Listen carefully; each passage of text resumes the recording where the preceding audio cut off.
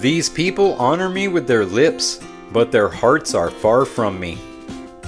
In Matthew chapter 15, Jesus challenges empty traditions, prioritizes inner faithfulness, and reveals the importance of a heart that truly seeks God.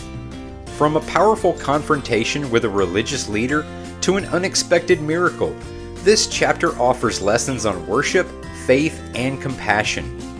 Welcome to Gospel Unlocked. We're continuing our journey through Matthew's Gospel, unlocking insights from each chapter. Let's take a closer look and uncover what Matthew chapter 15 has to teach us. Chapter 15 begins with a confrontation. Pharisees and teachers of the law come to Jesus and question why his disciples don't follow the tradition of ceremonial hand washing before eating. Jesus responds by pointing out their hypocrisy, saying, "And why do you break the command of God for the sake of your tradition?" He criticizes them for placing human traditions above God's commandments. Using Isaiah's prophecy, he states, "These people honor me with their lips, but their hearts are far from me." Jesus makes it clear that God cares more about the heart than outward rituals. He emphasizes that true worship is sincere and comes from a heart dedicated to God, rather than mere adherence to tradition. This reminds us to examine our own lives. Are we going through religious motions, or are we worshiping God with a heart that seeks Him sincerely? After this, Jesus gathers the crowd and teaches a foundational lesson. It's not what goes into the mouth that defiles a person, but what comes out. He explains to his disciples that what we eat isn't what makes us unclean. Instead, it's the words and the actions that flow from our hearts. Jesus says, "The things that come out of a person's mouth come from the heart, and these defile them." He lists things like evil thoughts, false witness, and slander as examples of what can defile a person. Here, Jesus shifts the focus from outward cleanliness to inner purity, emphasizing that our words and deeds reflect the true state of our hearts.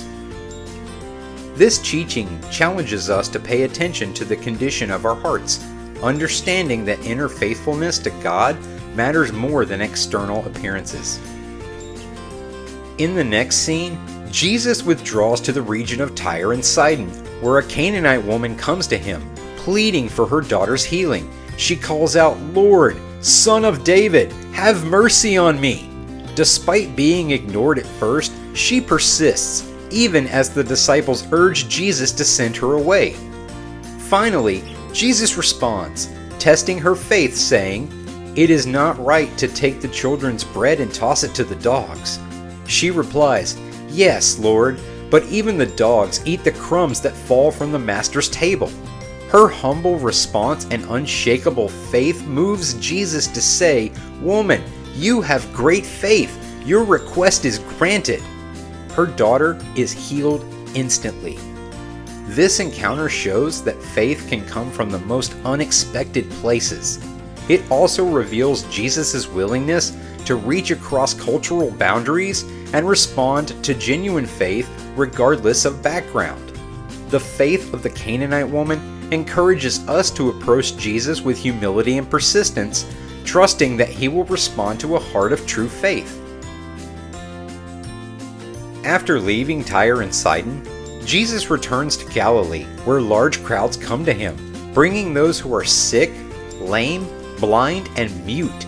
He heals them all, and the crowd is amazed, praising the God of Israel.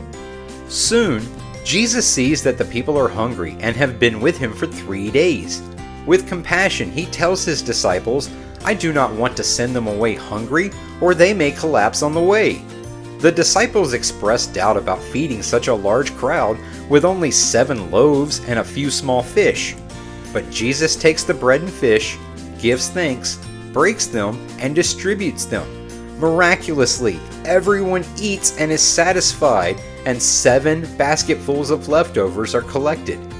This feeding of the 4,000, similar to the earlier feeding of the 5,000, demonstrates Jesus' abundant provision and deep compassion for those in need. Jesus not only cares about our spiritual needs, but also our physical well-being. His compassion reminds us that God provides in every area of our lives.